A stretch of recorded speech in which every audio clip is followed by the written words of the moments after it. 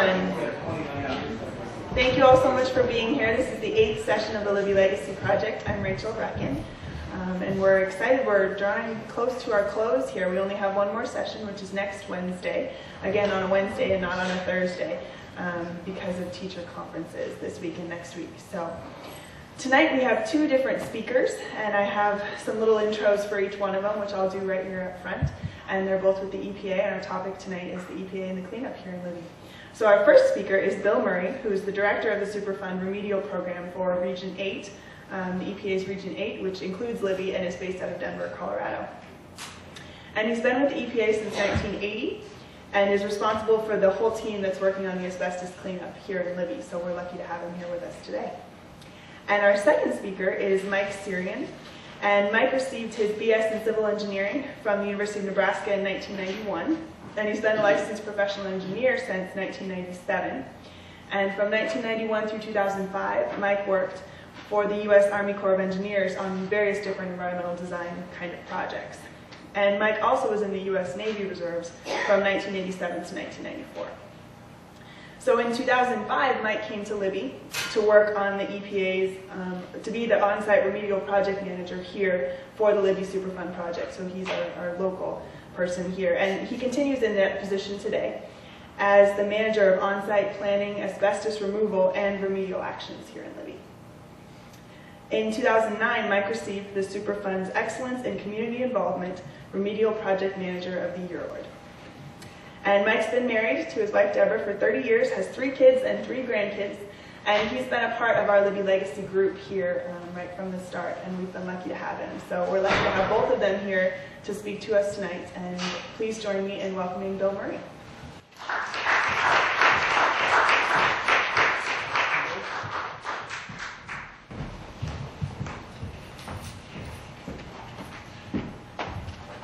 Okay, well, thank you very much for having me up here. I just realized I got up here without my notes. I'm going to go back down and get them, and I'll start up in a second. Can't take you anywhere. I wish we got started.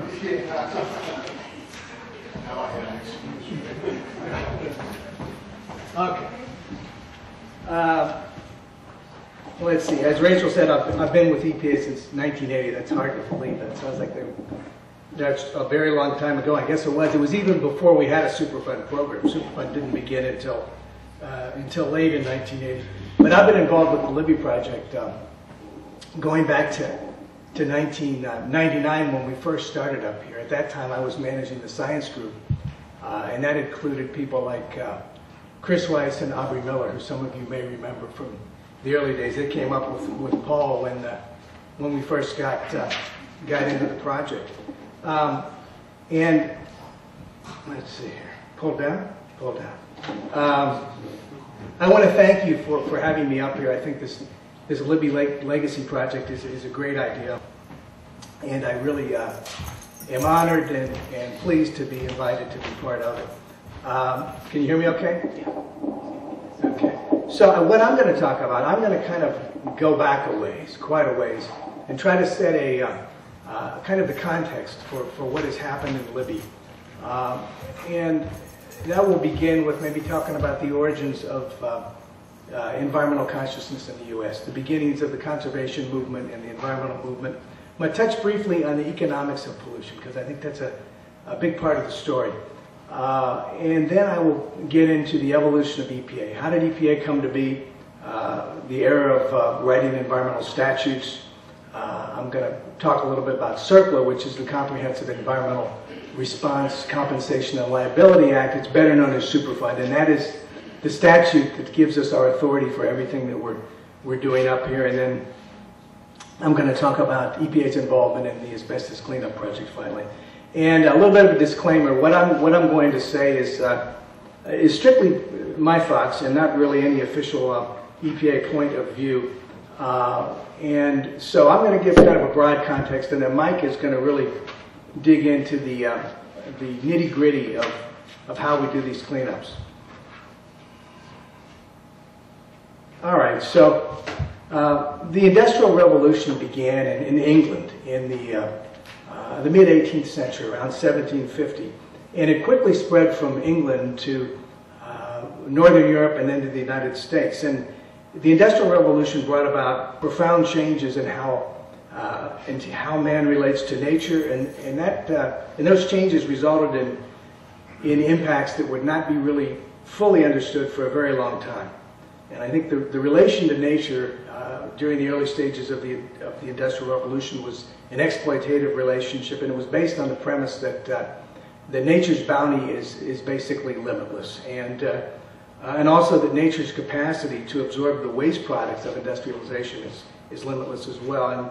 And Henry Thoreau, most of you probably are familiar with, and I think he's best known for Walden, which he wrote in 1854. He was one of the first people to really talk about the costs of industrialization. Thoreau was a naturalist and an abolitionist and a poet and an essayist, and he possessed a great reverence for nature. And there's a few quotes from him. He said that most of the luxuries and many of the so-called comforts of life are not only not indispensable, but positive hindrances to the elevation of mankind. And so he was one of the first people to really talk about nature and industry and how they might not fit together so well. I think I skipped ahead too there. This thing's tricky. Oh, wrong way. How do I go backwards with this thing? Forward to go back? Okay. I should just use the mouse pad. Okay, one at a time. The conservation movement began in the late 19th century, and there's really three key figures that I wanted to note to you. And as the 19th century progressed and the Industrial Revolution really continued in the United States, it became apparent to many people that the encroachments on nature, the population growth and industrialization was bringing about was putting natural resources in peril. And it became clear to some that nature was in fact finite and could be overexploited. Species extinction was occurring in North America, and these three people were very active in the early stages of the conservation movement. John Muir was a Scottish-born American who was a naturalist and author. He was very widely read, and he was an early advocate of preservation of the wilderness. And his activism helped to preserve Yosemite Valley. That was one of his an area that was very important and dear to him. Sequoia National Park and other wilderness areas came about because of his efforts. He advocated for a national park bill that was passed in 1890, and there's a picture of him on the right with Teddy Roosevelt standing overlooking Yosemite Valley. Gifford Pinchot was the first chief of the U.S. Forest Service, and that was under Teddy Roosevelt. And Pinchot advocated the conservation of resources by planned use and renewal. And there's a quote from him. He talked about a conservation ethic, and that being the art of producing from the forest whatever it can yield for the service of man. So it's still very much an orientation of utilization and an emphasis on mankind and what it needs. Teddy Roosevelt was a conservationist and hunter and writer, a very good writer. There's a lot of good things that he wrote that you can still find in print. He created the National Wildlife Refuge, and I think that picture in the center there of him with the pelican is at the first wildlife refuge that he created by executive order. If I can go the right way with this thing. Okay. As we moved into the 20th century, one of the things Gifford Pinchot did is he established a forestry school at Yale University. It was the first one in the country, and Aldo Leopold was a graduate of that program. And he was a writer and a scientist, an ecologist, a forester. He wrote a book in 1949 that I would recommend to you. It's a short piece, and it's a good read called A Sand County Almanac. He was the founder of the Wilderness Society, and his idea of conservation is a little bit beyond where Pinchot was at. He said that conservation is a state of harmony between man and the land. And so his land ethic contrasted, I think, with Pinchot in that it placed an intrinsic value on the land itself, which for him encompassed the entire ecosystem, apart from the value of the land as simply a resource for people. He was important in the development of modern environmental ethics, and there's some quotes from him there, and there's a picture of him out in the field.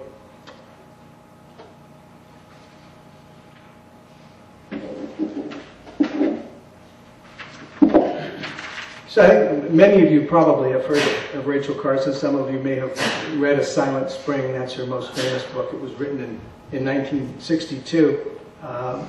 Aldo Leopold worked for the Forest Service. In part of his career, was also a university professor. But Carson, like Leopold, was initially a government employee. She worked for the Bureau of Fisheries, and she was trained as a marine biologist. And she was a captivating writer, and wrote a number of books about the oceans. And her most famous book prior to Silent Spring was called The Sea Around Us, and it won a National Book Award. And it's still in print. And up until Silent Spring, her writing was not controversial at all. But she became concerned about the widespread and indiscriminate use of commercial synthetic pesticides, which she believed were having an adverse effect on the environment. And so that's what Silent Spring was about. And it really called into question the paradigm that defined post-war American culture, and it spawned a huge controversy. Velsicol, which I know Velsicol from the many Superfund sites that are now being cleaned up, mainly in the eastern part of the U.S. that where Velsicol operated, but they manufactured chloridane and heptachlor. They actually threatened legal action against her publishers and tried to prevent publication of the book, which was serialized in the New Yorker before the book came out. So there was a hue and cry, and back in the era when there were three networks and television shows really could be widely watched, CBS News did a special report on the Silent Spring of Rachel Carson. So the public really gained a lot of awareness, I think, of the impacts of chemicals in the environment and pesticides, herbicides. There was a real reaction against the book, but one of the quotes there that I thought was interesting, it says, if man were to follow the teachings of Miss Carson, we would return to the Dark Ages, and the insects and diseases and the vermin would once again inherit the earth. She did not believe that there should be no use of chemicals in agriculture. She just felt like the practices at that time were not well regulated. And so one of the impacts of Silent Spring was that DDT was banned in the U.S. and still is, I believe. I wanted to touch briefly on the economics of pollution. This is, you may be familiar with some of this terminology, but the example there in the first bullet is you've got a factory and it's dumping waste chemicals into a river as a result of their production process. And third parties become impacted. For example, a fisherman may rely on the fish in the river that either die off or are reduced in number, and their business then is adversely affected. Water companies providing the public water supply has to add additional treatment to their facility and in order to deal with the pollution from the factory. And the key point is that no compensation is paid any of the third parties, and that's what economists refer to as an externality, and that's a cost or a benefit. It can be a benefit, but generally we think of it as a cost that is not transmitted through prices and is incurred by a party who's not involved either as a buyer or a seller of the goods or services that cause the cost or benefit. And this failure to take into account of an externality is talked about by economists as a market failure. It's an inefficient market. You've got costs that aren't being accounted for. Environmental regulation, by and large, exists to correct market failure, and that results from negative externalities. And I guess I wanted to ask if people think that the situation in Libby with the vermiculite mine can be viewed in part from the perspective of externalities and market failure. Any thoughts on that? Does that ring true to anybody out there? I guess to me, what you had had in Libby is you had a vermiculite mine and processing here. The externality, of course, is the uncontrolled and the fugitive emissions and the exposure that led to health effects for not only the workers but also for non-workers. And in addition, a lot of contamination that now is costing a lot of money to clean up. And had these costs been factored into the price of the product at the time it was being marketed, the producer might have paid more attention either or both to worker safety and to controlling the fugitive emissions. So I think in my mind, Libby is a classic example of externalities of market failure. But this thing wants to jump two at a time.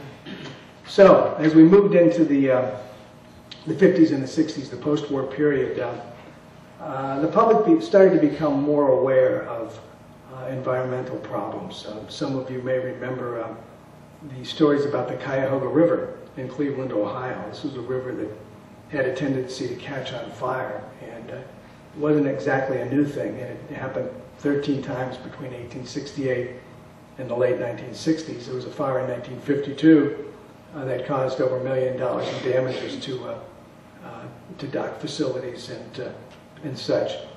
It was described as a river that oozed rather than flowed, in which a person is not drowned but decays. And there were a lot of stories about the burning Cuyahoga River in the 60s. And in fact, Randy Newman wrote a song on, I think, one of his first or second albums about the Cuyahoga, and I quoted that song there in the right. But here's some pictures showing the Cuyahoga in all its glory, burning.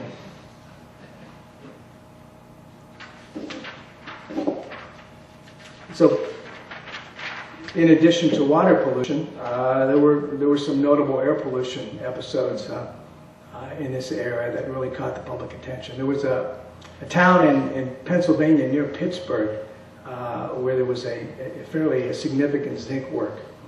And there have been a number of books you can find written about Donora, Pennsylvania, but it was in a river valley in the, I believe, the Allegheny Mountains, and very prone to inversions. And I suspect people living in Libby, I don't need to tell you what an inversion is, but basically you have cold air trapped at the surface with warm air layer above, and you get stagnant air, and inversions can last for many days until a front comes through. But while they last, you have that cold air trapped at the surface, and if you've got contamination spewed into the air, it tends to stagnate and concentrate. And so this was not a new thing in Donora, but they had a particularly severe inversion in October of '48, and people became very sick. By the fourth day, there were 20 people who had died.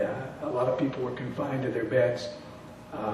Finally, by the fifth day, rain came and cleared the smog, but there were another 50 deaths within a month of people who had suffered from the air pollution event. And the Public Health Service determined that they did a number of studies in Donora that over half the population had suffered some permanent impairment. In addition to the people, over 800 animals died during the event. They thought it was a hydrogen sulfide gas that was the culprit for the deaths, but it turned out it was fluorine gas. That was, I think they used fluorine in the smelting of zinc. And you got a picture there of noon in Donora, and I think it got even smoggier than that. There were stories of people that during the day not being able to drive their car because they couldn't see 5 feet in front of them.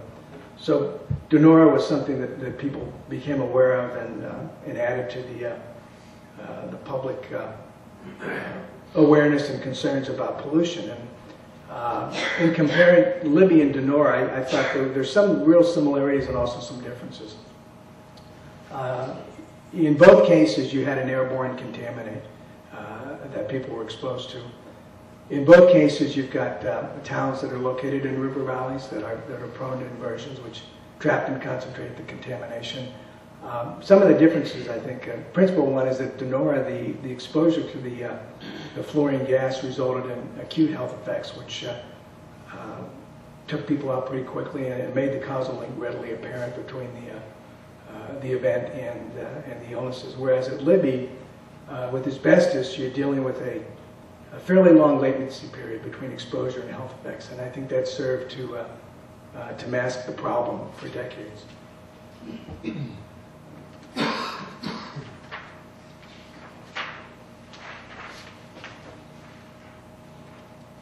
Another song about pollution is a fellow named Tom Lehrer that some of you may be old enough to remember. He was an MIT professor, and he became famous in the 60s as a popular songwriter of social satire. And he wrote a song called Pollution in 1965 on an album called That Was the Year That Was, and it's, the lyric is, if you visit American City, you will find it very pretty. Just two things of which you must beware. Don't drink the water and don't breathe the air. And I think you can still find on Rhino Records some of his albums, and he wrote about just about everything you might imagine. So the point of this is that the pollution was really in the forefront of the public consciousness. It was part of the popular culture at that time, something people were thinking about. Finally, at the end of the 60s, we have Earth Day, the first Earth Day, April 22, 1970, and it really marked the beginning of the modern environmental movement. Senator Gaylord Nelson of Wisconsin was one of the organizers of the first Earth Day, and it was conceived as a teach-in, and of course it continues to this day. We celebrate it. EPA has events every April. We have school kids come down and we'll walk along the Platte River and talk about water quality issues, and so it's something that's persistent. Nelson said that he was convinced that all we need to do to bring an overwhelming insistence of the new generation that we stem the tide of environmental disaster is to present the facts clearly and dramatically. So again, the idea is teaching and trying to raise consciousness. And, the New York Times noted that a rising concern about the environmental crisis is sweeping the nation's campuses with an intensity that may be on its way to eclipsing student discontent over the war in Vietnam. And of course, I was a student at that time, and I think both of those issues, the war in Vietnam and the environment, were important issues for young people at that time.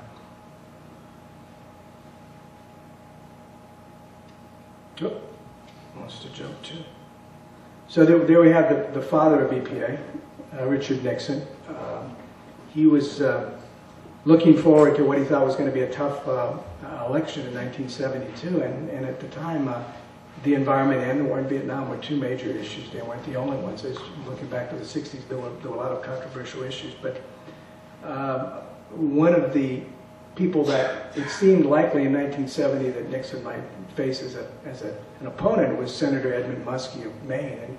And he was a man who had made the environment a key issue for himself in his career. And I think Nixon was concerned about running against him and wanted to outflank him on the environment, and might have been part of the motivation for the executive order he issued in July 1970. But he pulled together in a reorganization by executive order a number of pieces of other departments to form the EPA.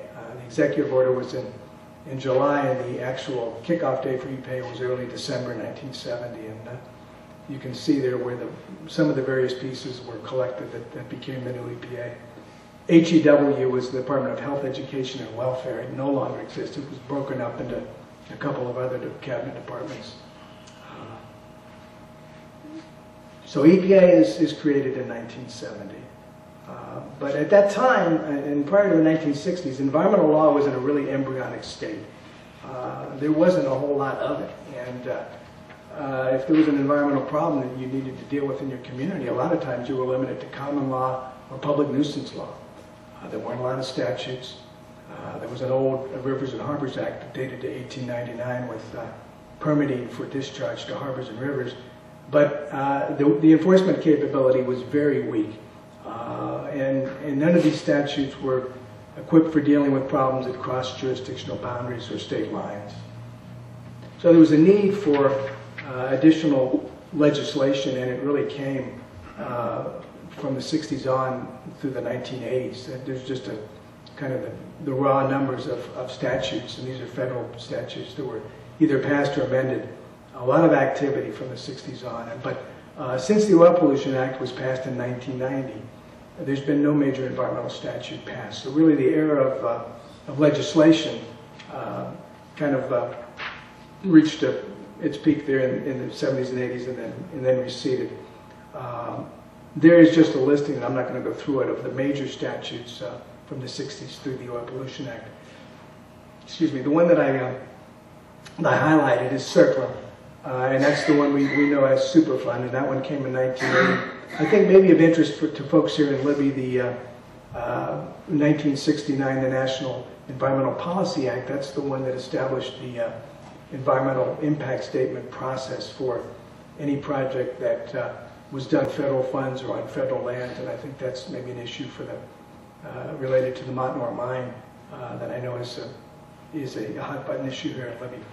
But CERCLA, of course, is what we're using for our authority to work on the asbestos problem here in Libby.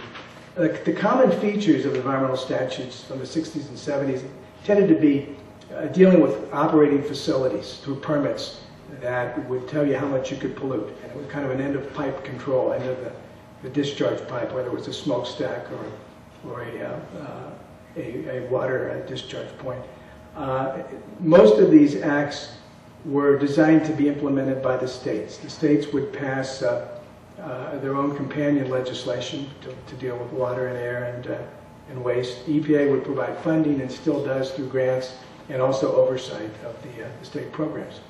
They rely on inspections to ensure compliance with fines and other penalties for non-compliance. Another big component of the legislation, particularly the Clean Water Act, was massive construction grants funneled through the states out to communities for wastewater and drinking water facility upgrades or construction.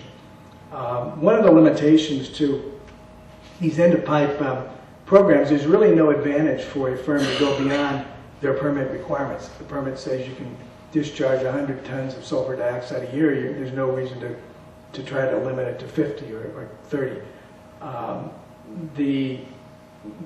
I think some of the more recent attempts at going beyond this have to do with cap and trade kinds of systems, where you set an overall limit on emissions for an industry or a pollutant, and then firms can actually trade their pollution permits. So there's an advantage economically maybe to going beyond the permit limits and sell your right to permit to somebody else. The acid rain program dealing with sulfur dioxide is an example of that. There were some gaps in this legislation, and one of the biggest gaps was none of these statutes effectively or at all dealt with abandoned facilities that were abandoned but continued to present a hazard to the public and the environment. An example of that was very much in the press in the 1970s was Love Canal in Niagara Falls, New York. This was an old canal that had been built initially for hydroelectric power, but that had not panned out. The Hooker Chemical Company began operating in the 1940s, and they used this canal to dump waste. They lined it with clay, and they started putting 55-gallon drums of waste chemicals, and then they capped it.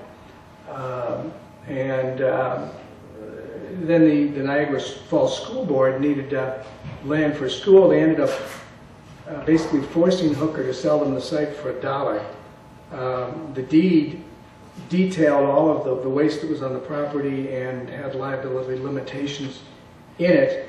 Along with the school, there was a housing development that was built on top of adjacent to some of this contamination, and then bad things started happening. There's a description there from the regional administrator at the time, Eckhart Beck, from our New York office, and he says, corroding waste disposal drums could be seen breaking up through the grounds of backyards. Trees and gardens were turning black and dying. One entire swimming pool had been popped up from its foundation, afloat now on a small sea of chemicals. Puddles of noxious substances were pointed out to me by the residents. Some of these puddles were in their yards, some were in the basements, others yet were on the school grounds. Everywhere the air had a faint choking smell. So, not a good place to live, and it was a huge problem at the time. And another example of an abandoned site that was very much in the press in the late 70s was Time Beach, Missouri. And the city had a real problem with unpaved roads that were dusty.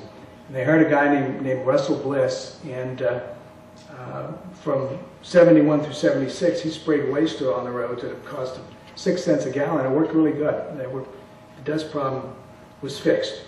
But he then became involved with a company to dispose toxic wastes, and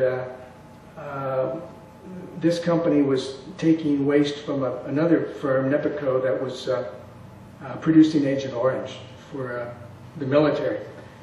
And so he ended up with some oil that was pretty heavily contaminated. And in 1971, he sprayed some of that oil on his stables, and 62 horses died. He said, well, that wasn't me. That couldn't have been me.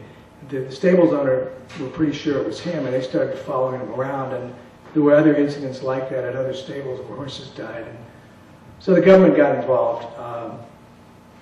The upshot of Times Beach was that in 1983, the EPA bought the town for $32 million. It's a ghost town now. It's actually, there's no town. It was turned into a state park. It's called Route 66 State Park. Today, there are some questions about the decision, whether it was rash and the right thing to do. There's an incident in Seveso, Italy. It was an industrial accident where a firm had an upset in their process, and dioxin went up the stack, and there were very severe, greater exposures of dioxin than what happened at Times Beach, and the Italian government ended up cleaning that one up, and apparently successfully so. But the incidents like this, like Love Canal, Times Beach, made it apparent that that there was not a program to deal with this kind of situation. These abandoned sites that were exposing the public and the environment to contamination. And that led in December 1980 to the passage of the Comprehensive Environmental Response Compensation and Liability Act, aka Superfund. It's in the waning days of the Carter administration. In fact, it got signed in December, and Ronald Reagan became the president within a matter of weeks. And Superfund is the program to clean up the uncontrolled hazardous waste sites.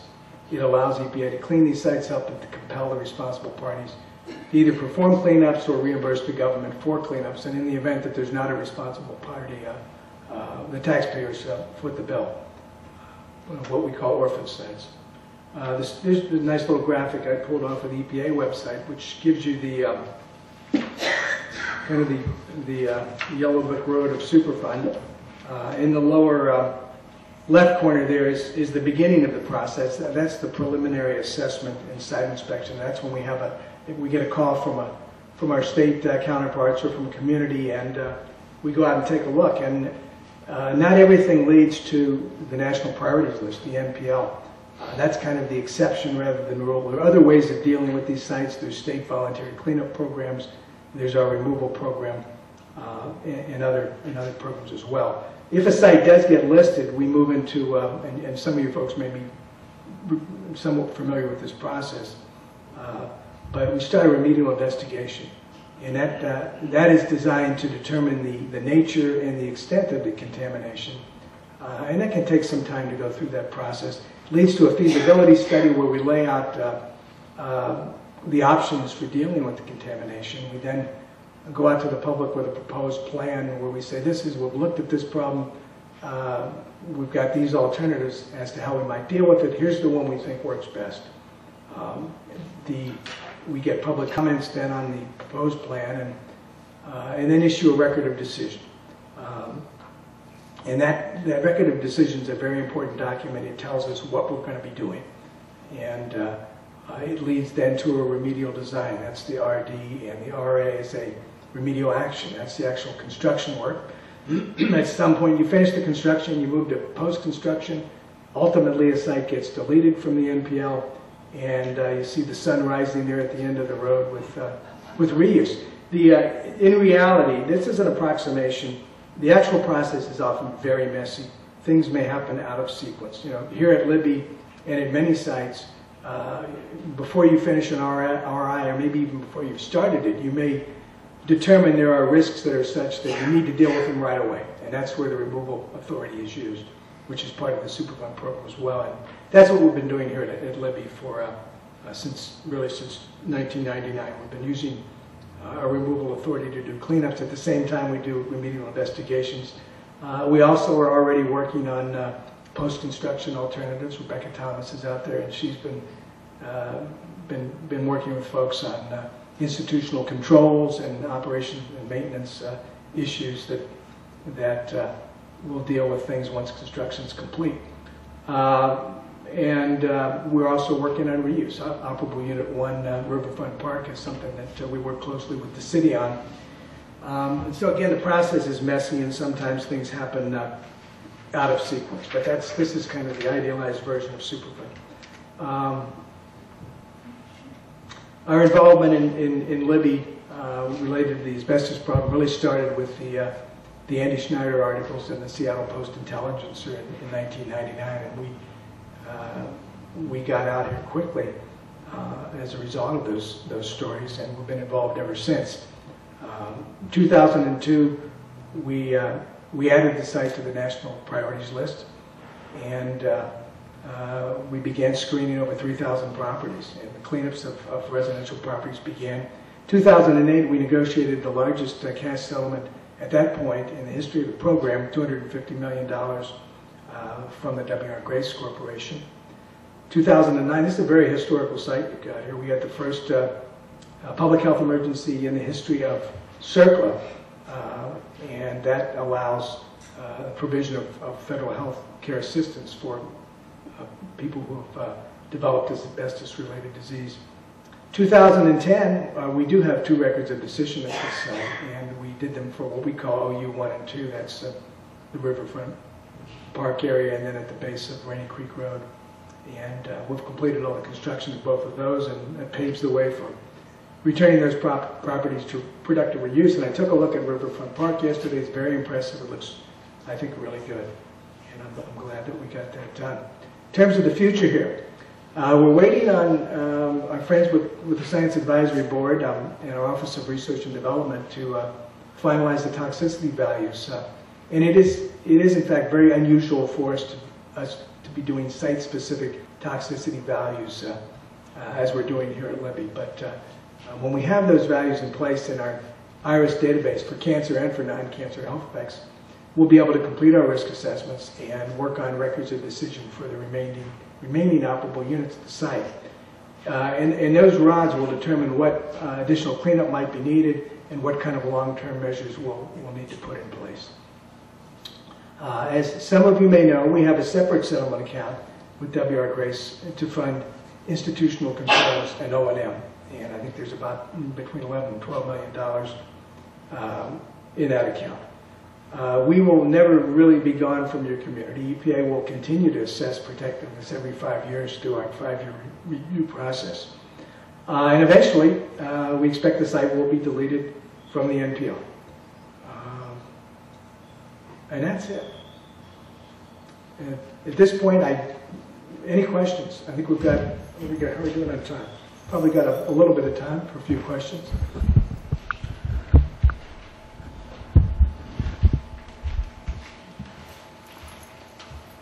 No?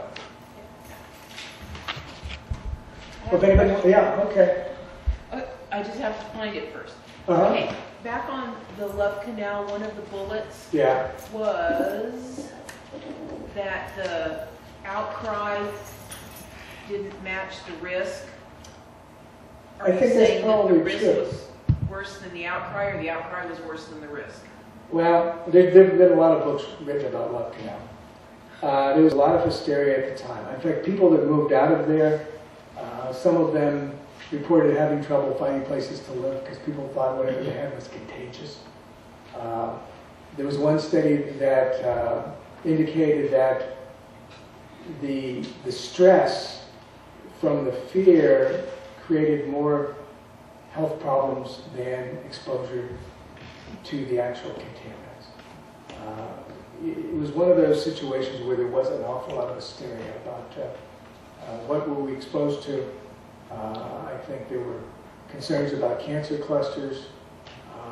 I'm not an expert on Love Canal, but it's, you can go to your library and probably find a number of books that will present varying views on what the risks really were. But I think clearly there were some real problems, and some people had issues with their basements being contaminated, their yards being contaminated, and it was a mistake obviously building the subdivision there and the school as well. Other questions? Yeah. Governor Martz, where does that silver bullet? The so-called silver bullet. I don't know that the silver bullet term itself is in the circle of law, but we talk about that. And the way the Superfund, when it was written, I think in part the Congress saw it as a public works program, where every state needs to get its piece of the pie. And so there was a provision in there that allowed a governor's pick for a Superfund site. Everybody would get at least one. If you're in New Jersey, you got one. But I think North Dakota used their pick for the Austin Crafts outside. And Montana had never used it, which is surprising because there's a lot of Superfund sites in Montana with all the mining history. But Governor March used that provision in the law to help get the Libby site listed. Yes, in the back. Can you speak to where like air quality laws or asbestos regulation fit into that EPA history that you gave? Right, I'm not an expert on the Clean Air Act. I think asbestos is regulated under NESHAPs, but and that's the National Emissions Standards for Hazardous Air Pollutants. But I'm not really sure about that. It is. And somebody says it is. And Tosca. And Tosca? Yeah. What about timeline? Yeah, so, and I don't know, I know that the mayor of Libby wrote a letter to EPA in the early 1980s while the mine was still operating, expressing concern about the air emissions. And for whatever reason, they were, I don't think they were successful in going in that direction. It wasn't until after the mine shut down and the problem became apparent in the late 90s that things happened. Yeah, the asbestos NESHAP didn't apply to that particular mine because it was a vermiculite mine, not an asbestos mine. So there was a technicality in the regulations, so to speak. Okay. Other questions? And if you want to talk to me, I'll stick around afterwards. And I know Mike has got a presentation, so I will turn the podium over to you. Thank you very much.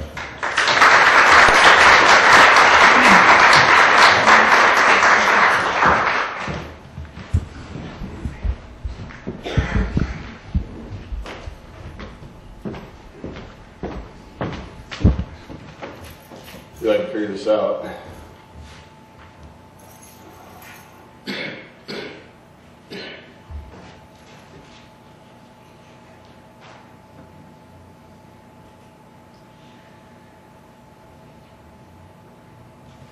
Okay, my fingers don't work on this pad.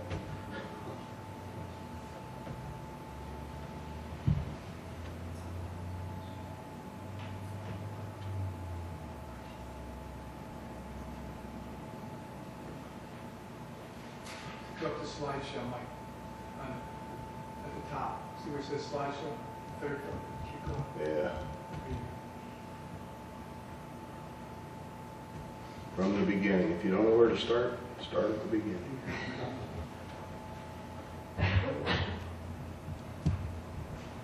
There we go. Thanks for your patience. Thanks for coming tonight. And for me, it's actually an honor to be here to talk to you all. And for a couple reasons. One, that I've been accepted into this community by a lot of folks. But most of all, a lot of you educators. My daughter went to school here in Libby, Montana. And because of you guys, she was ready to go to college. So for me, we didn't waste any time getting her into school and those extra money for having fun and all that good stuff. But the best part of it is that you guys are going to carry on your education tradition that you've been doing here and look into the future and take something that we're working on here and make it part of Libby. So thank you all for that. That's important to us as community members and parents as well. So, as they said, I'm Mike Cirian with the EPA. I'm the on-site remedial project manager. And today I'm going to go over what the cleanup process is here in Libby. And we've been doing this under removal, as Bill said. A lot of times you have a record of decision and all that. But in the case of Libby, Montana, we knew that there was some contaminant there that needed to be dealt with before we actually got a record of decision, our feasibility study done, and all those other activities. So I'm going to go through that process with you. And we're going to start with these bullets here, and I don't need to read them to you. So. You all know where we live as well. I've done this speech at a couple other locations up in Canada and Washington and other places that don't know where Libby is. And so just that's there. Our project has been divided up into 8 operable units. We have operable unit 1, which was Riverfront Park, operable unit 2, which is the screening plant, operable unit 3, which is the mine. Bill introduced or mentioned Rebecca out here. You guys have the luxury of having some of the other RPMs on the project and our community involvement coordinators, and the state were a part of this as well. Operable Unit 3, which is PRP lead on the project. Christine Progess, one of the RPMs, is here. She's the lead RPM for that. Operable Unit 4, which is pretty much the largest operable unit. That's the residential and commercial and all the houses and the land and everything that we're dealing with. Operable Unit 5, which is the former Stimson site. Operable Unit 6, which is the railroad corridor, which goes from the Fisher River to the edge of Troy. And operable Unit 7 is Troy, Montana, which the state is our counterpart, and they're kind of heading that portion up for us, with us. And then operable Unit 8, which is the U.S. highways. And so some of this is going to be a repeat, back to the beginning. Greg Meeksy mentioned some of these things. You know, over 75 years, Libby vermiculite was mined out of the mine up there. And this number I have, 80% of the vermiculite in Libby, Montana was the world's use. I've heard between 70 and 80. I left 80 up there. It sounds better. It's probably just as accurate as 70%. Vermiculite was contaminated with a form of asbestos, which we've labeled as Libby amphibole, and it's an amphibole asbestos, has a certain makeup. It's a sodium potassium makeup with its own kind of genetic fingerprint that each asbestos has, and so that's actually the contaminant concern that we're looking at. There is a difference between vermiculite and asbestos. Vermiculite by itself is, as far as we know, is a benign material, but it's the asbestos that causes the issues that we're dealing with. And this vermiculite, it was used throughout the country, used for building insulations. It was used as soil amendments. You can still buy vermiculite today. You can go down to the hardware stores, and when Pomida was going out of business, they had bags of it on clearance sale down there. It didn't come from Libby. It was also used as backfill materials. They would set it in the ground as bedding materials for utility lines and septic tanks and water lines. It was very easy to level out, and it was a cushioned material. They used it as construction aggregates. They used it as packing materials for shipping goods. Not too long ago, a friend of mine brought in a box of it that he got from Japan. He had a battery that was shipped here in a box of vermiculite. You know, so it's really hard to control vermiculite by itself. You can't just look at vermiculite and go, oh, this one comes from Libby. I also have seen recipes where they used vermiculite here in Libby, Montana back in the 30s. Why they added it to flour and cookie doughs, I don't know, but it must have made them look shiny or something when they cooked it. So. A little bit of history here. In 1990, and Bill went over some of this, so I'll just briefly go back over it. News of elevated deaths in Libby, Montana, and this got around real quick. And so the EPA was challenged with identifying the source of the areas and screening the individual properties and trying to determine and develop the systemic removal for these actions. So as part of that screening activity, we had a phase 1 screening. This is when they first showed up, 1999. They went out and they started looking to see if they could figure out what was going on. And immediately the EPA went after the processing areas, the screening plant, former export plant, and then we hit a few of the parks. The schools were right on the list. But while we were doing that, we also went out and looked at a few homes through this, and we did this contaminant screening study. And from 1999 till 2001, as I said, we focused on the mining areas and a few of the residential areas. And what we found out is this went a lot further than we had anticipated it had gone. The contaminant screening study in 2002, we increased that, and we wanted to look at every property in Libby, Montana. Estimated number, there's about 4,400 properties in Libby, Montana, and in the first, it took us about 2 years to go through all them, and we think it was the largest screening process for individual homes in the country. As you can see, Libby's a large area. It's 180 square miles. It's really an arbitrary number. We kind of threw a rectangular box around Libby, Montana and said, here's where we're going to do this. But then since then we have gone back and we've gone through tried to hit residential and commercial corridors, places where people are being active. We required a rapid investigation process. We did this door-to-door activity, very intense characterization of what was going on, and gathering environmental data, and we also did interviews with residents. Areas inspected, interior structures, mostly for building materials, insulation, because that's where we knew the vermiculite was used. And in the exterior, in the initial process, we looked really at those highly trafficked areas, the places where you were gardening and flowering and walking to your cars and things like that. As I said, we looked at about 4,000, there's about 4,400 properties. We come in and looked at, actually the number was closer to 3,800, I rounded it up at times. And of that original 3,800, we identified about 1,700 properties that needed a cleanup under the criteria that was set in December 15th, 2003. And just a little new known fact, we've cleaned up over 1,760 properties in Libby, Montana. So we have exceeded the number of our original known cleanups. Part of that reason is when we did these 1,700 cleanups, and that's what we thought we had to do, there was also about 800 properties that had said we couldn't locate the owners, they were out of town, they refused for whatever reasons. You know, they worked at Grace and they never got sick, they didn't believe what we were doing. Some people don't like Big Brother, don't want them knowing what they have in their house. We had some people are growing special roses in their attic. Those types of things that we had to deal with. The good news is that those 800 properties, and we went back, and one of the pushes that we've been working on as an agency is trying to get people to believe in what we're doing, to understand what we're doing. We have taken that 800 number and we've got it down to less than 225 properties now. So we've made a good push, and we've got a lot of people to understand what we're doing. Are we doing it perfect? Absolutely not. Are we doing a good job? I think we're doing a great job right now.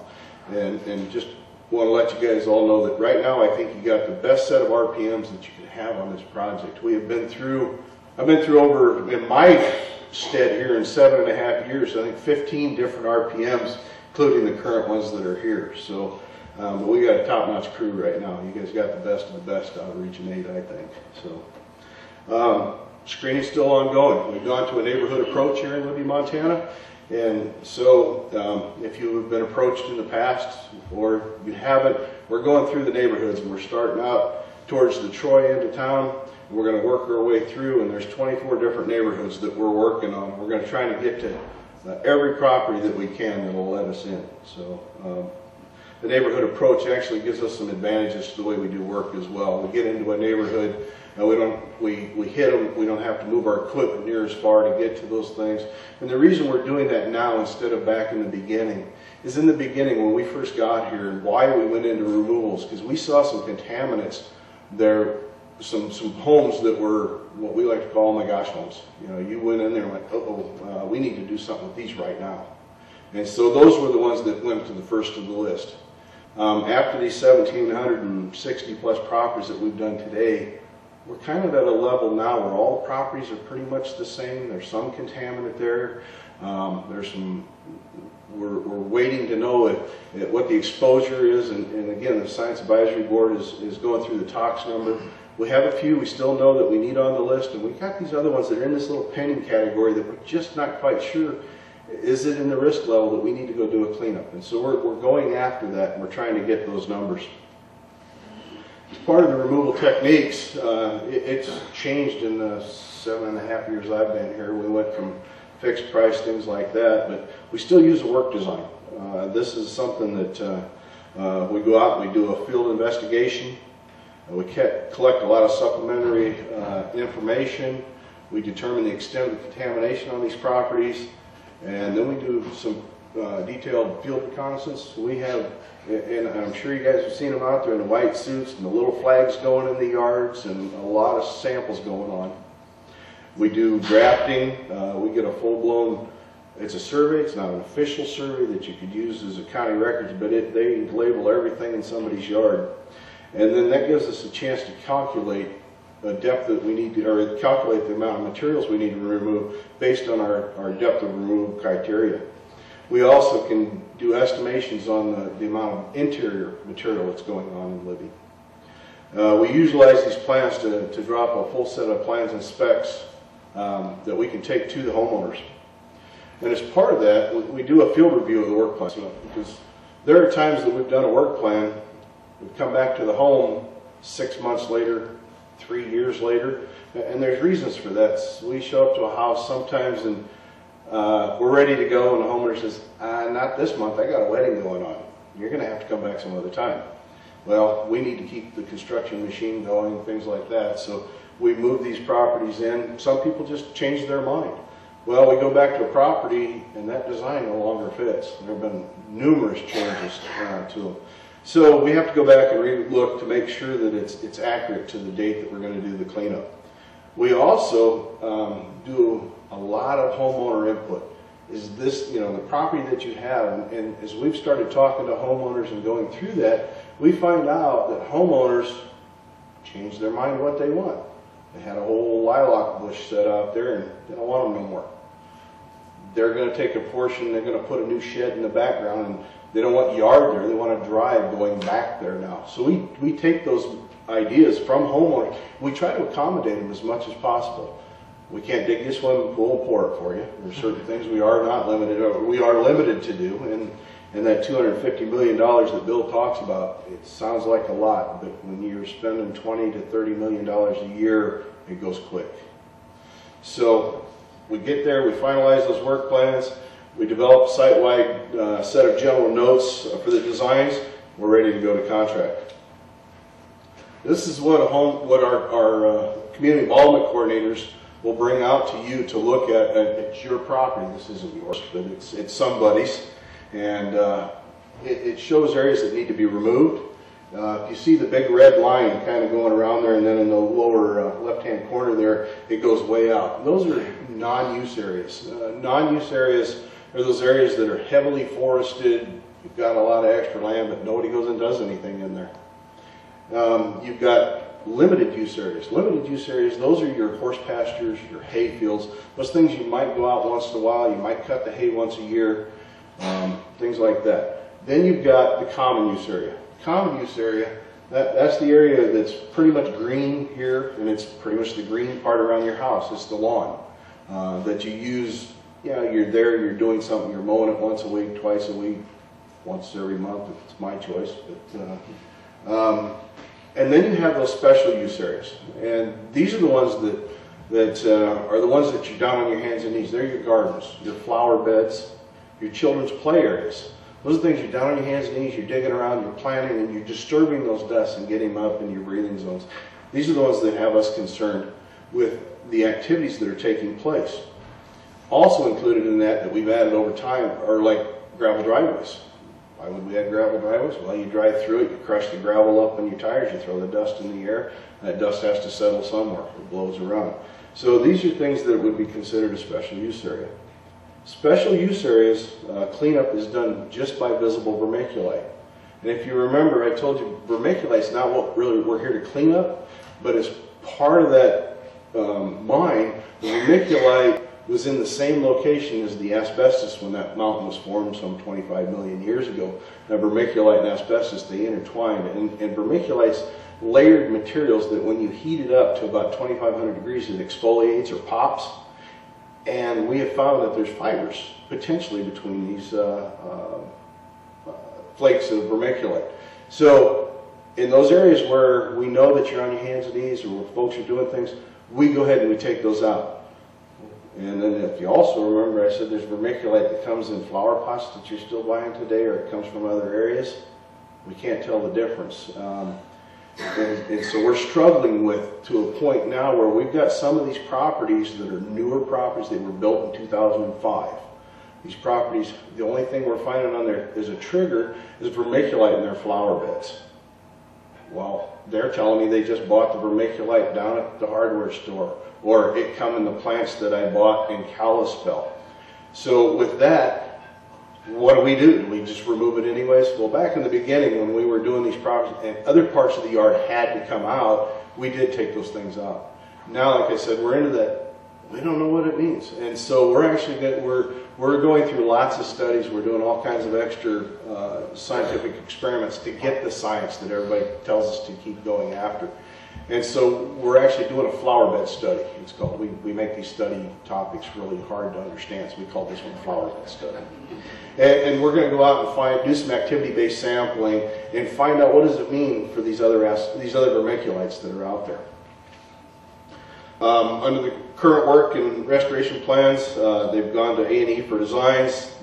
We went, or instead of going to A&E, spending lots of money to have an architect draw them up, we've gone to field CAD designs. We've got folks that live here in Libby, Montana. We hire as many locals as possible, and we get them to do the CAD work right out here. We went from fixed price contracting over to cost plus, or cost reimbursable contracting, which means when we get out on the property and we said we only need to remove 10 by 20 area of your yard and we find more in the sidewall, we don't have to go negotiate with the contractors to do a modification, to go back and get some more out under cost plus. We can keep going just based on the contaminant that's there. So that's been a plus for what we've done. It speeds up the process. One thing that we still do, and actually even encourage more, is we get that homeowner input.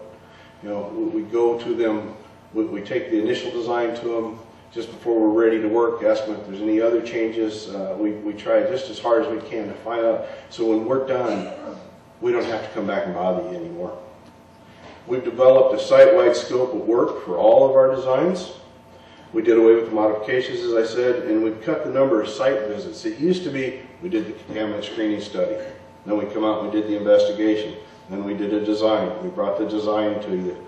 And then you changed your mind on the design, or we didn't get to it yet, and 3 years later we're back starting over again.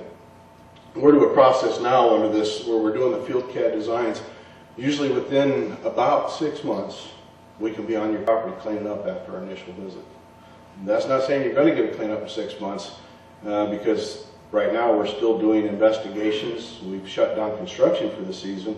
But we're doing investigations because I need about 50 properties ready to go next spring in order to get through to keep the construction machine, as I was talking about earlier, going. If we only had 10 properties, they'd be done a week. I'd have to lay everybody off. We'd get a few more. So we need to keep going through the winter as long as we can have the weather help us out to get these properties ready to go.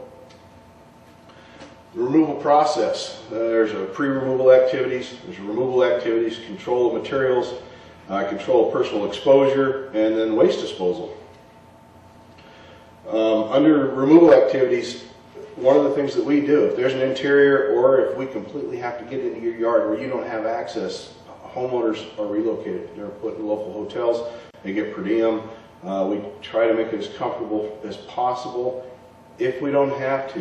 In some instances, we only got to take out a small piece of the yard. We let homeowners stay in their home, watch what we're doing. We don't have anything to hide. But we want to make sure that the important part is that we make sure that it's safe for the homeowners and our construction workers. We have a lot of equipment running around. We don't want kids running around because I know that's kind of what got me in this business. When I was a kid, I loved driving on Dad's tractor and also watching the equipment and all that. So we do have to watch the kids out there. Before each project, we do a safety tailgate meeting. We address all the health and safety concerns, and I'm going to brag again just a little bit. This year, we had over 170,000 man-hours on this project without a lost time accident or a reportable accident. So that to me is very important. That's number one for this project, is not only protecting you guys, but making sure these workers go home every day so they can come back and do this work. We also document pre-existing conditions. We take thousands of photographs, hundreds for each property, and there's checklists we go through to make sure things are working. And of course, you can't, as much as you try, you will not photograph everything that's there. Removal activities, one of the important things is engineering controls, that we're making sure that when we're doing this, that we are taking those precautions. And then also back to the health and safety of the workers, the personal protective equipment. The engineering controls, we have decon trailers, neg air systems, and plastic enclosures, and I'll go through a few more of these. We'll have some slides and stuff, pictures. There's exterior exclusion zones, the wetting down of material, and then trying to handle these materials singly so we don't have to keep handling it 2 or 3 times. The decon controls, it's a 3-stage process. 3 stages, it's a gross decontamination of your PPE, your respirator, you go into a shower half dressed, you rinse everything off, you get wet. The shower is the second portion of your decon, and then the 3rd stage of the process is a clean room. Once you're done, you dry off and you can put some street clothes on so you can go home without taking any contaminant out of the site. Setup considerations. For me, this is one of the very unique things about a residential property. I've worked on a lot of large sites. You set up your generator here and you set up your equipment, noise-making stuff over there, and nobody complains. Well, here I set a generator up here and it keeps them up at night, and then the diesel smell over here. And so we have to not only worry about the property we're cleaning up, but the surrounding homes and neighbors to make sure that we don't affect them as well.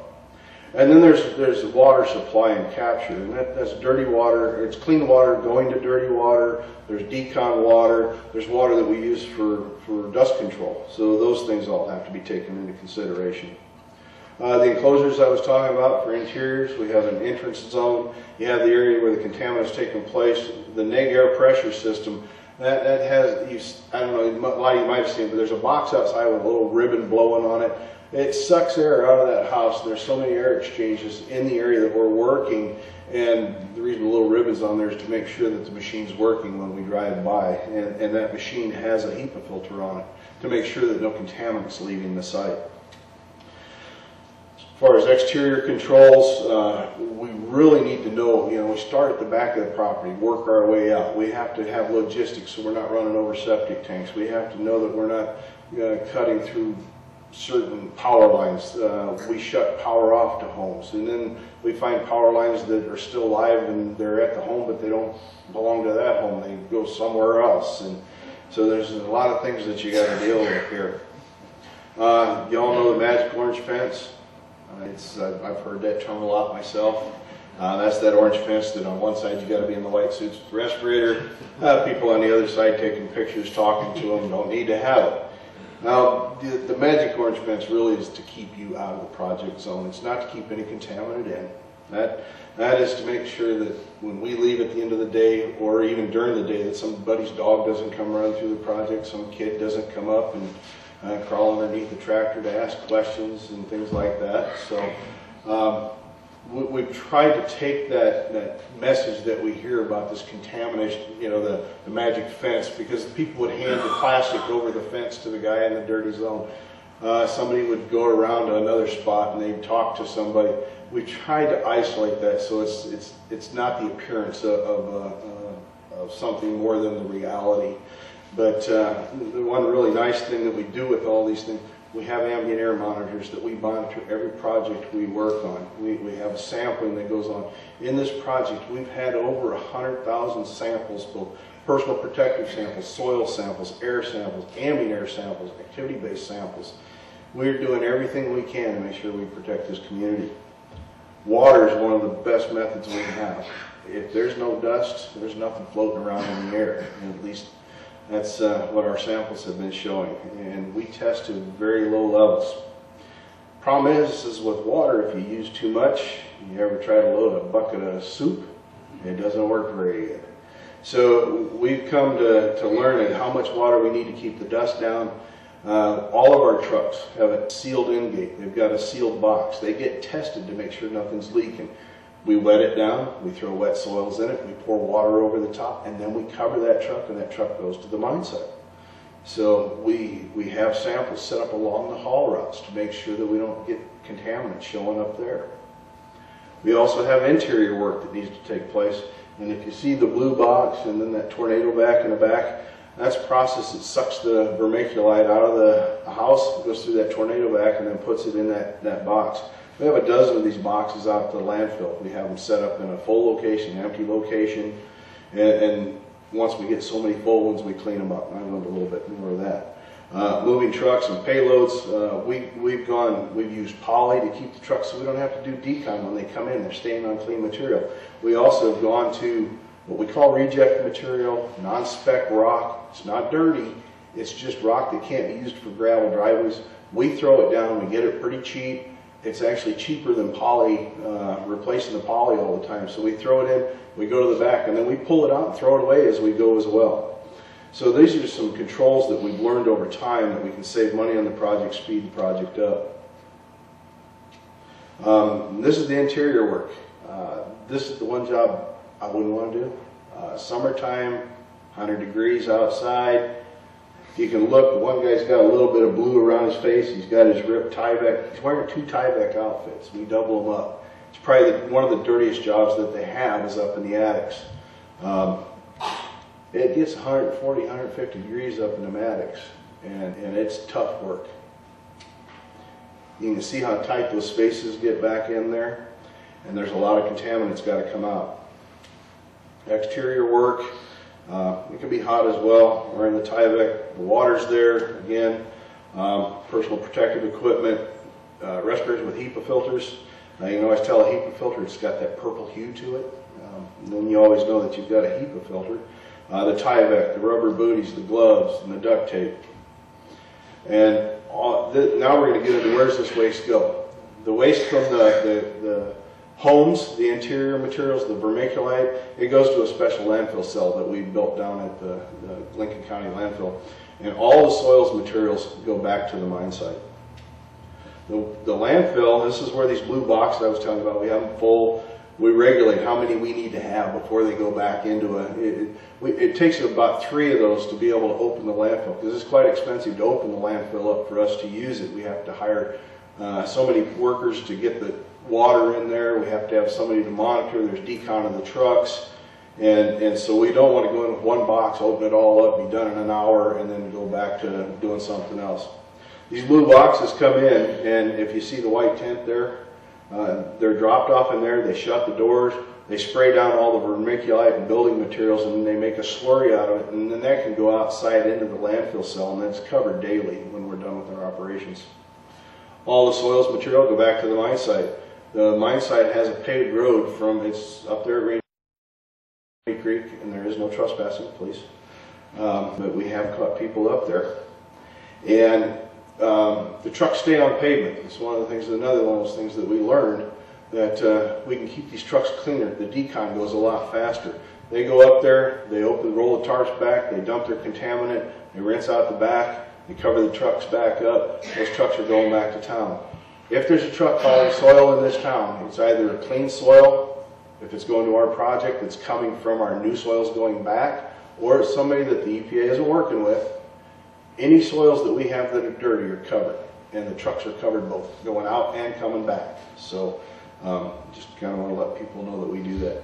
Once the soils are up at the mine site, we have dedicated trucks, and these are big 30-yard tandem trucks that are up there, and we take and haul soils from that area up to the top of the mine. And at one time we were putting all the soils in one location, and it was Area 19 we called it, and there's about 600,000 cubic yards of soil up in that location. Since then I don't know if you read the papers, but we hit over 1 million cubic yards this year. So the last 400,000 yards that we've taken up there, we've been working with Christina and W.R. Grace, and we are covering up areas at that mine site that are nasty. There's pure asbestos sitting on the surface, heavy amounts of vermiculite sitting up there. So we're using those to cover up the contaminant up there. Even though the soil's coming out of town and it's contaminated, it's a lot less contaminated than anything that's up at that mine. We are dealing with soils that might have visible vermiculite, and it's less than 1% asbestos. Air monitoring program. As I mentioned to you, we have a lot of air monitoring go on. We have air sitting downwind of every one of our project sites. We have air clearances that we do when we're done on interiors. All these things have to take place in order to make sure that we are protecting the community as well as our workers. Restoration activities, we go to backfill. Our backfill has been probably one of the biggest struggles we've dealt with. Our soils are icky, they don't grow anything, they're hard. We have worked very hard over the last 7 years to every year try to improve that. A couple years ago something happened and we've had to go back and replace some of them soils. But we have a soil now, and all the soils have been able to grow something. The ones we have now are about as good as we're going to ever be able to get, and they will grow grass if you fertilize with water. That's all you really got to do, and maybe mow once in a while. Landscaping, we try to put it back the way it was. Our guys actually take out a laptop nowadays, and technology is great, but they have a picture of the way the landscape looked before they got there. They go back and they try to put it back the way it was. You know, it's amazing. I go out and see these guys with hard hats and boots and shovels and sledgehammers, and they're carrying a laptop to make sure they get your rocks and your flowers back where they were supposed to be. Reinsulating homes, we go back and we actually meet building codes to reinsulate them. So, and unfortunately, when you're operating big equipment, we'll back over a mailbox, we will knock over a fence post, we have things that happen. We've hit retaining walls. We fix them. If it's our fault, we do it. We try to. That's why we take a lot of pictures to make sure it was our fault. If we don't know, most of the time we fix it anyways. So we're trying to make folks go through an experience that's not very pleasant, as pleasant as we can make it. How protective is our remedy? This is one of the things that we'll be working on. We're doing activity-based sampling to make sure that we're able to catch the contaminant that's out there, the ambient air sampling I mentioned. ERS, that's our Environmental Resource Specialist program that we've been piloting here for, well, about 5 years now. In the last 3 years, it's really become a good program to help people who are going to be remodeling, things like that, to where if you know you're going to do that, give us a call. We'll come out and we'll give you, we'll take a look at what you're going to do and let you know if you're in a contaminated work zone or if you're not. And if you are, we can help you. We can do the work for you at no cost to you. And we're trying to develop that program because sometimes there's going to be a long-term O&M that needs to take place on this project. I got a couple of pictures here. These are adults that are swinging in the Tyvek. Yeah, it's kind of funny to see the 200-pound guy getting pushed by a 90-pound girl, you know, out there on a swing set, and they're playing softball and football and frisbee. And we did a lot of sampling at the schools, and that's one of the things that is great, and I think Deb touched on a little bit, but the schools are probably one of the safest places in Libby, Montana. The risk that they did for the schools is well below any action level that we'd ever have to do, so which is important to me as a father who sent his daughter to the school here as well. So just real quick for conclusions, success of the process that we're doing here is the effective screening and design that we're doing, homeowner input, employee standardized construction specs, controlling material, detailed restoration plans so you know what's coming back. But the other thing that's very important is we have a great working relationship with the state. We have a great working relationship with the county and the city now. That it's like a transition has happened, and we're working on things ahead of time instead of we're being proactive instead of reactive on this project. So with that, I'd like to thank you all, and if you have any questions, just feel free to speak up. Yes, ma'am. When you do the testing on the holes, are you looking for the tremolite, or are you just looking for just the little, just the asbestos? Well, the tremolite is the asbestos, so there's vermiculite. Bad guy. Yeah, the bad guys, they call it tremolite, but really what we're looking at is it's a culmination of wendtite, richterite, and tremolite, and it's got its own Libby amphibole. It's an asbestos. And that's what we're looking for when we do the sampling. We're actually going to try to get to the levels that we need to find out what's there. For instance, at most schools under the ADHERE program, they have to monitor asbestos. And John, I think they're allowed 7 structures in a clearance for cleaning. Libby, Montana, in an attic that you don't go into, we only allow 2 structures. In a living space, 0. It has to come back non-detect before we will consider it clean.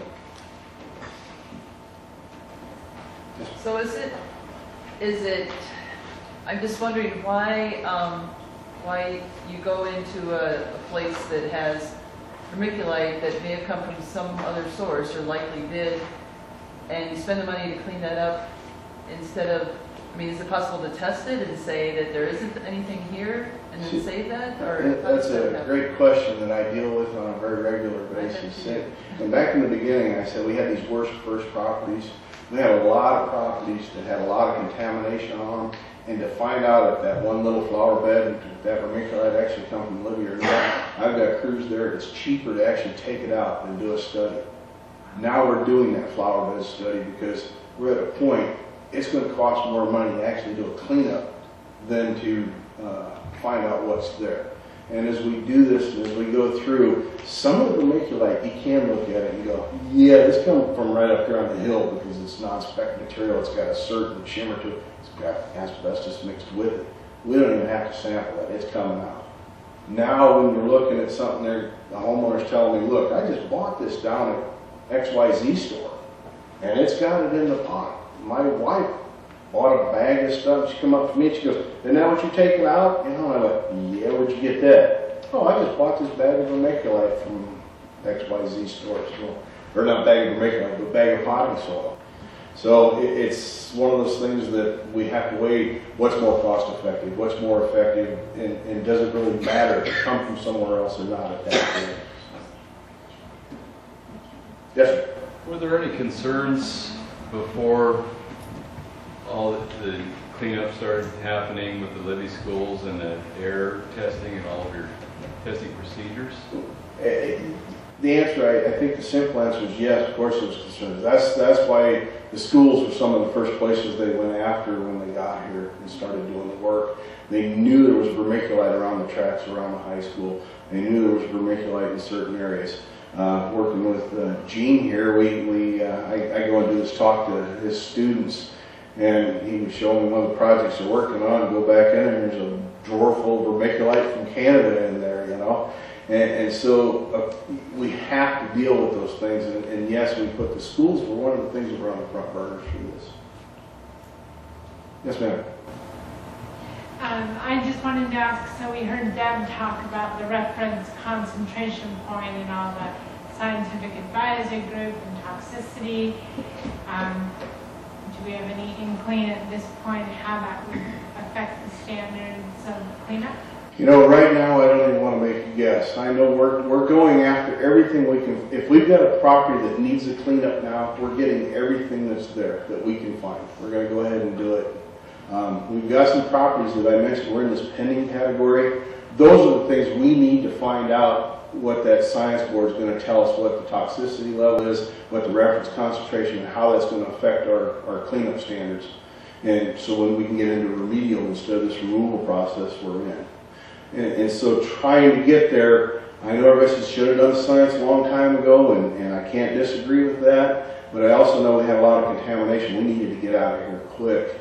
And we still have properties we don't need to clean up. We don't need that number yet, but it's really going to help us when we get that number, and it's going to make my life easier And a lot of our lives easier as we go to do these cleanups once we have those numbers. So the answer is no, I don't know what it means yet.